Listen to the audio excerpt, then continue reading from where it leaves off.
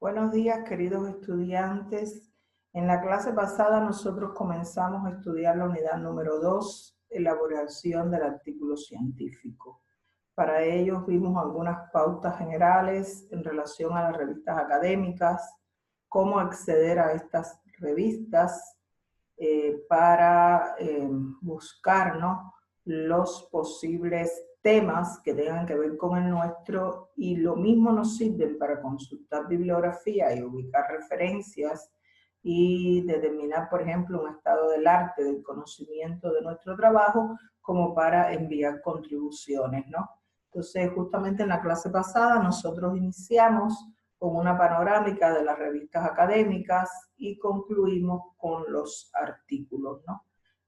Las partes de los artículos que generalmente se tienen en cuenta en cualquiera de las revistas. En esta clase justamente nosotros ya vamos a hablar de la escritura científica desde las normativas de la revista. Y justamente vamos a ver que recordar algunas cuestiones relacionadas con el artículo científico. Por ejemplo, cuando pensamos en una revista en particular, tenemos que ver las modalidades de artículo y las partes que son constitutivas o constituyentes de un artículo científico. Conceptualmente, el artículo científico hay que recordar que se deriva de una investigación. Yo puedo realizar una tesis doctoral, puedo realizar una tesis de grado, una tesis de maestría y hacer artículos derivados de esas tesis, ¿verdad? ¿Por qué? Porque son investigaciones de tiempo. Entonces, generalmente se deriva de una investigación, de una experiencia de acción social, de docencia, y da cuenta de parte de ella. Por tanto, en este artículo se refieren quizás a alcances logrados, se pone de manifiesto algunas aplicaciones de la ciencia en cuestión y, por supuesto, se van a plantear los objetivos, el método utilizado, los recursos de la parte escogida para compartir en la revista. En ese artículo se deben expresar propósitos, mostrar independencia en relación con la investigación que lo está sustentando y debe de manifestar, o sea, el artículo debe ser por sí mismo autosuficiente semánticamente. En este sentido, las partes del artículo científico que siempre van a estar presentes, por ejemplo, la introducción, donde usted aborda un estado como si fuera un estado del arte, como si fuera un marco teórico, y los antecedentes. Algunas veces eso se incorpora a la introducción, algunas veces.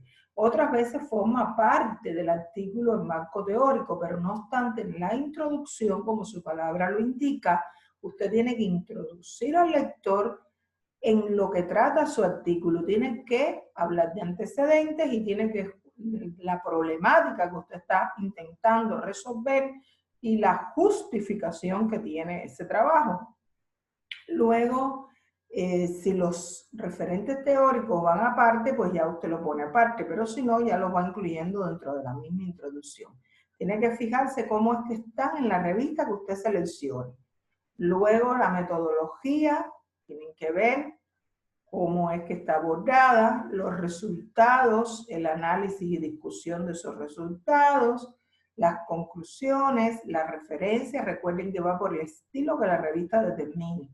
Y por último, apéndice o material complementario si es que corresponde. Por otra parte, hay otro tipo de artículo que es el de revisión bibliográfica.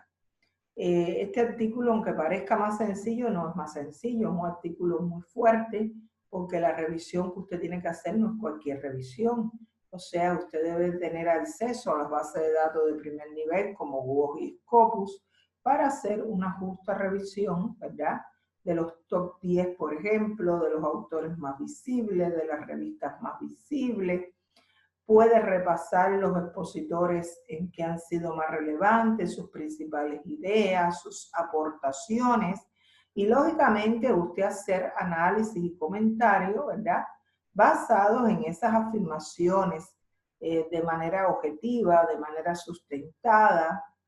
viene siendo como una especie de marco teórico, pero ya profundo, con bases de datos visibles y con algunas adaptaciones o puntos de partida del autor justamente cuando hace comentarios en afirmaciones objetivas y sustentadas, ¿no? Y eso puede constituirse lógicamente en un artículo. En este caso, en la introducción se plantea el objetivo y problemática que motivó esa revisión, los criterios de organización del discurso, las bases de datos que usted ha cedido, la búsqueda que usted ha realizado. En el desarrollo también especifica el análisis bibliográfico que llevó a cabo y luego las conclusiones. De cualquier manera, sigo diciendo que estos son tipos de artículos a modo general. Las revistas en particular tienen estas tipologías, las que las tienen, y hacen explicaciones más específicas de cómo realizar un artículo de esta naturaleza. Pero estas son cuestiones generales que van de cualquier manera. Otras especificidades ya se agregan de acuerdo con la revista. Por otra parte, tenemos el ensayo, que es un texto expositivo, que puede defender una tesis determinada o contraponer dos tesis acerca de un objeto de estudio específico. Es un discurso muy reflexivo que se va a centrar en el análisis de estudios vigentes y en ideas que van a estar planteadas hasta ese momento con el objetivo de ser trascendente, ¿no?, en el alcance y poner en discusión esa relevancia. Es un texto de madurez, se dice, en el cual lo fundamental está constituido por la discusión de las ideas. Fíjense ustedes, la discusión de las ideas. Aquí las partes son una introducción también, donde se ubica el planteamiento del tema, los objetivos, el enfoque conceptual desde que se abordará la temática, hay un desarrollo donde hay ideas que se van a estar argumentando, y luego conclusiones y discusiones pendientes. Hay otro tipo documental que se llama la semblanza, que es una especie también de artículo, pero en forma de bosquejo biográfico, que va a destacar los eventos sobresalientes realizados con el ámbito de la revista, que determinaron el carácter, los estudios, la relevancia histórica de un personaje o institución que lógicamente va a estar relacionado con las áreas, ¿no?, que trabaja la revista. En ese artículo de semblanza se van a reconocer los logros, los alcances que ha tenido esa persona en el campo de estudio y cómo sus acciones de alguna manera han incidido en la historia del país y del saber específico, ¿no? Como una especie de homenaje para reconocer un poco la huella dejada. Este tipo de artículo, que constituye una semblanza, como la palabra indica, que es un bosquejo biográfico, se trabaja por el método biográfico. En este caso se utilizarían las historias de vida y el enfoque sería cualitativo, ¿verdad? Si quisiéramos hacer una semblanza sobre, por ejemplo, el primer bibliotecario que tuvo Ecuador, o la primera persona que dentro de sus experticias estaba también el campo de la bibliotecología, porque era un erudito, era un experto en el área del conocimiento, ¿verdad?, en diversas áreas, era periodista, era abogado, era bibliotecólogo, pero igual no les voy a mencionar el nombre porque ustedes tienen que saber quién es. Entonces ahí se los dejo para que lo piensen, y también hay escritos de él. Hay escritos, pero habría que ver, tal vez se pueda hacer un trabajo donde se hable de la semblanza de ese personaje, ¿verdad?, de ese experto, de ese erudito que nos enorgullece en Ecuador, y luego contrastar quizás con algún otro instrumento, con opiniones, con alguna encuesta, y pudiera trabajarse también un artículo en este sentido. Habría que ver cómo se encausa, pero es interesante porque es una figura que ha dado nombre incluso a una institución en Ecuador, ¿verdad?, y los dejo nada más para que piensen, para que no se olviden de sus raíces. Eso sí, no les voy a decir quién es, ya ustedes van a saberlo. Bueno, hay que ver también las características generales de los artículos.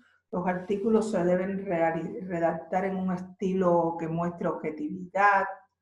Se recomienda el uso impersonal. A veces usted lee y dice, nosotros pensamos, yo pienso, ¿verdad? Entonces el estilo personal sería se piensa, o este ejemplo que está aquí, que dice en esta investigación se llevó a cabo un estudio de carácter cuantitativo, ¿verdad? Entonces trata de obviarse esa primera persona que dice, por ejemplo, en esta investigación encontramos, o en esta investigación planteé. Entonces, se trata, por ejemplo, de ubicar el estilo impersonal. Aquí, por ejemplo, se dice en el estudio realizado se encontró que, no encontramos, ¿verdad? Entonces, esa tercera persona del singular siempre tratar de mantenerla en la redacción, ese estilo impersonal con el se. Luego, en la organización de los contenidos, se tienen en cuenta esos estándares de introducción, método, resultados y discusión. En lo que es la introducción, hay un acercamiento de la temática, ya nos referimos de alguna manera a eso cuando vimos los tipos de artículos. Se discute su relación con el título, la relevancia dentro del campo de interés de la revista, el propósito, los fines generales del texto que se está presentando. Se puede plantear la forma en que el artículo ha estado estructurado, el objetivo debe de quedar claro. Según el estilo APA no se coloca la palabra introducción como subtítulo, pues sería redundante, pero esto según el estilo APA. En cuanto a su extensión, se aconseja seguir la máxima proporcionalidad de que la introducción sea al menos un 10% del texto, ¿ya? A veces me dicen cuántas páginas en la introducción, pues habría que ver el texto en su conjunto, el 10% en la introducción. Bueno, en la organización de los contenidos debe aparecer los antecedentes o estado de la cuestión.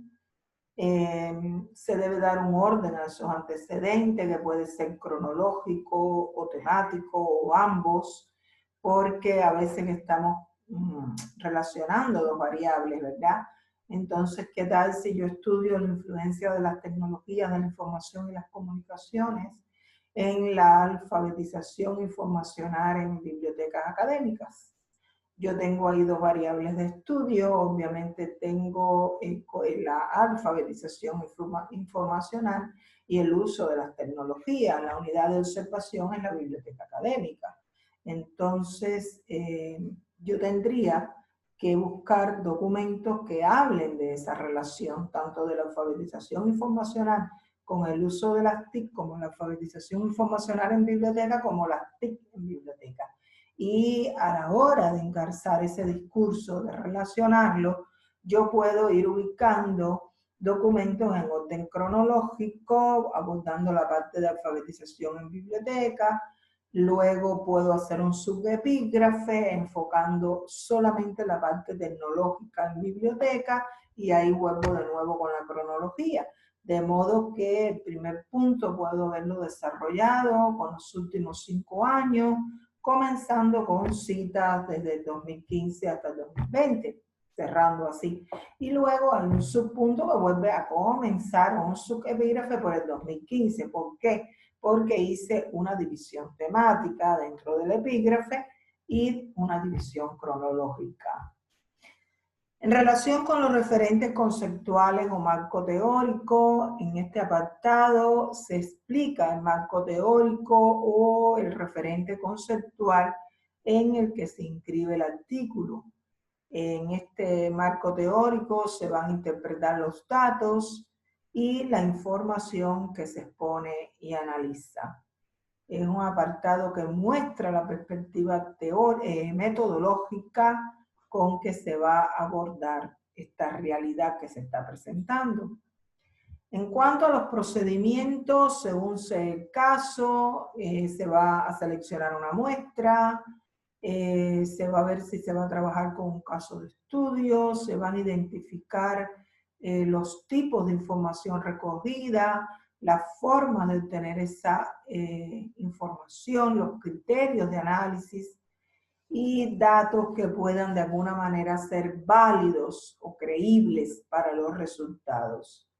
Luego, en el análisis y discusión de los resultados, corresponde mostrar los hallazgos, corresponde hacer una discusión reflexionando y apoyando ese discurso también en otros autores que han realizado estudios similares, y para tener un orden de cómo vamos a enfocar este análisis y discusión se puede organizar a partir de los objetivos específicos de la investigación, los que hayamos tenido en cuenta, ¿no? En cuanto a las conclusiones, es el final de un escrito. Se dice de último que tiene la probabilidad mayor de quedar en la memoria, por tanto debe ser el cierre de todo lo que hemos realizado. Su redacción debe elaborarse pensando en que este apartado debe ser capaz de sintetizar el contenido expuesto, debe ofrecer la solución de un problema que el texto haya planteado, que lógicamente este problema queda explícito en la introducción. Ya en las conclusiones se da el cierre de la resolución o solución que ha tenido ese problema. Luego se debe de alguna manera ser siempre bien sintético en las ideas que se expongan para ese cierre informativo, y al igual que las introducción, las conclusiones también tienen al menos un 10% del total del texto, ¿verdad? O sea, cuando yo escribo un texto tengo que darme cuenta que el 10% es la introducción, el 10% son las conclusiones y en el 80% se escribe desde la introducción hasta que termino los resultados y discusión, o sea, antes de las conclusiones que llevan el otro 10%, ¿verdad?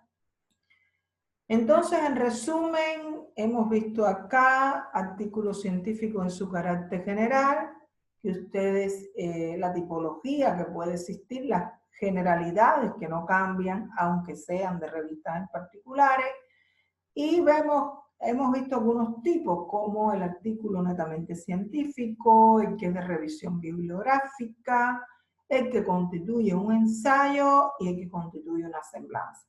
Y se han brindado algunas características generales que es bueno tener en cuenta para poder desarrollar, poder escribir este artículo. Pero entonces yo los invito a que de las 3 revistas seleccionadas por usted, cuestión esta que se dejó planteada en la clase anterior, ya usted elija una y dentro de ella ya determine el tipo de artículo que va a escribir y las normativas que tiene ese artículo tienen que quedar explícitas para que usted pueda escribirlo.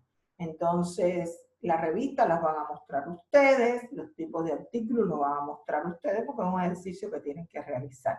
Yo estoy trabajando sobre pautas generales que no deben faltar de acuerdo con las revistas que usted seleccione. Luego hay otras pautas más específicas que ya tienen las revistas en particular. Les vuelvo a recomendar una vez más que vayan conmigo desarrollando cada una de estas actividades y ustedes verán que si Dios lo permite, estaremos listos para sustentar terminando prácticamente el semestre. Les deseo a todos muy buenos días, que Dios los bendiga y cuide muchísimo su salud. Feliz fin de semana.